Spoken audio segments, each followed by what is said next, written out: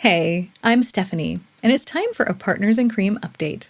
This project was originally started by Steph Lyons and Delyn, both of whom will be linked below, along with the more detailed project notes, but the basic premise of it is this. Each of us tries to show our cream and liquid cosmetics the lerv they deserve before they expire, since they do tend to go off faster than powder cosmetics do. I have chosen 5 products to focus on over the past several months, and today it's time for the update. So let's jump in. Let's start with my Giorgio Armani Luminous Silk Foundation, which I used a total of 8 times. And I have to say, choosing to put my favorite foundations into a project pan was the smartest idea I think I might have ever had.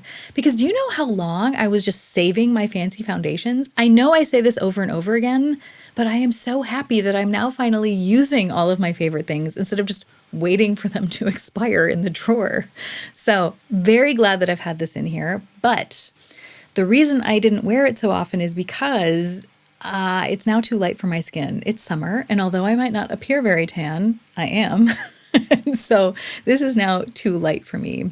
And that means that I have to use it with a shade adjuster, and I just don't always have the time to do that, and so I wasn't reaching for it as much. I would keep it in the project just because it really is a gorgeous foundation, but I'm going to be traveling. Full disclosure, I'm pre-recording this video, so by the time you're watching it, I'm already long gone.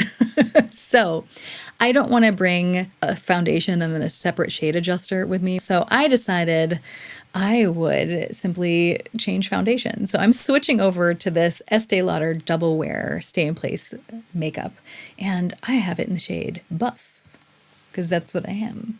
I'm so buff. Next up is my Hourglass Illume Sheer Color Trio, which I used 12 times, and I have been really enjoying because of the finish of the bronzer and the blush.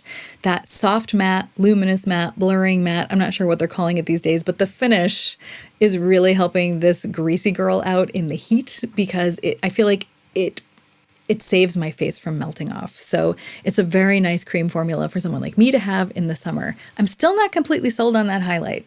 I do like it on the inner corner and I do like it on my brow bone, but on my cheeks, I'm still not entirely convinced. So I don't know about that. So I was thinking of switching this one out this month because I'm really missing my Tom Ford Shade and Illuminate palette. But that one has a dewier finish. And I honestly think it would be a smarter idea for me to just leave that at home when I'm traveling because it's going to be hot where I'm going. And I think I should take it out in the colder weather and just keep using this. And to be honest, these colors suit me beautifully in the summer, so I'm sticking with it.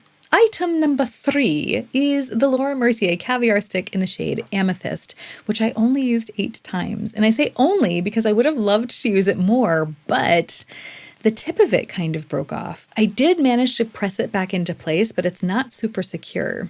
Now, in a normal situation, I wouldn't be afraid to use this at all. I would just, either use it like this or depot it and put it into another container. But my mom was really excited to try this particular color, and so I want to make sure that there's enough of it in an accessible form for her so that she can get a real feel for this product, and that's why I stopped using it. And that is also why I will be rolling it out. But it is not because I wouldn't have loved to use this further. I want my mom to have a chance to have some fun with this. So instead, I thought I would roll in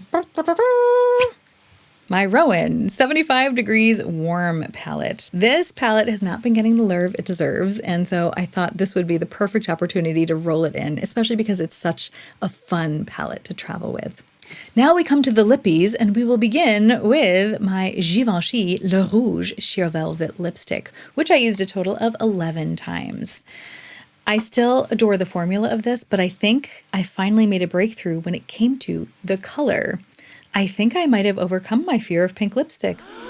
I know, it's shocking, but I have finally just genuinely come to enjoy seeing this color on my lips. I no longer feel like a clown when I wear it, and so I feel like it has really been worth it having it in this project. So you'd think I'm keeping it in the project, right? No, but it's not because I'm tired of the color. It's simply because I have an older lipstick that needs to get used up, and it is the perfect color for summer. And this is my Tom Ford mini lipstick in the shade Lara. And last but not least, we have the Lisa Eldrige Gloss Embrace Lip Gloss in the shade Songbird, which I used a whopping 44 times in the past month. Do you hear something? Is it coming from the... Is that the panning song? I panned you, I panned you. I panned you, I panned you. How is that for interpretive dance? So yeah, I panned it. At least I'm considering it panned because there is a little tiny glop at the bottom here, but the doe foot applicator isn't long enough to reach it. And I did go into this container several times with a depotting tool to try to shift the product around so that the doe foot could reach it. And I'm telling you, that is like the messiest thing to do ever. Like Lisa Eldridge lip gloss was just like everywhere. It was on my hands, it was on my clothes, it was on the depotting tool, it got on my vanity. So I don't want to do that again. I am considering this done, which means I have to roll something new in. And I decided I would choose my Dior Lip Maximizer once again because I had said that the cooling minty sensation of this would probably be good in the warmer season, and we're in the warmer season now, so I'm going to try it out now. And that is all she wrote, but I hope that you will write to me in the comments, like, subscribe, all that jazz.